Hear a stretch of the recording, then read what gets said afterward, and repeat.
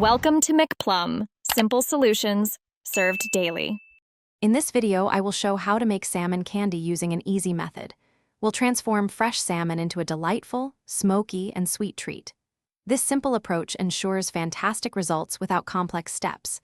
You'll learn to prepare the fish, apply a flavorful cure, and then smoke it to perfection.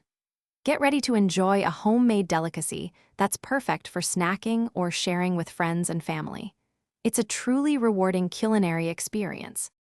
To begin, select about 2 pounds of high-quality, fresh salmon fillets, ideally with the skin on.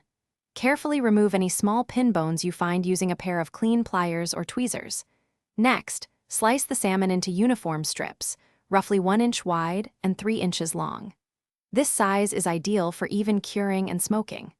Finally, it's crucial to pat each piece of salmon very dry with paper towels before moving to the next step. For the cure, combine 1 cup of brown sugar, 1/2 cup of kosher salt, and 2 tablespoons of black pepper.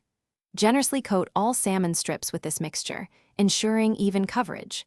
Place the coated salmon in a non-reactive dish and refrigerate for 6 to 12 hours. After curing, rinse the salmon thoroughly under cold water and pat dry. Smoke the salmon at a low temperature, around 150 degrees Fahrenheit, for 3 to 5 hours until it reaches a firm, chewy texture. During the final hour of smoking, brush your salmon candy with a generous amount of maple syrup. This step creates a beautiful, glossy glaze and deepens the sweet and savory profile.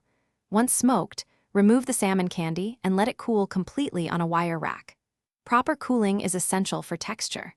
Store your delicious homemade salmon candy in an airtight container in the refrigerator, where it will remain fresh and flavorful for up to 2 weeks. Enjoy your efforts. Thanks for watching. Stay juicy and subscribe.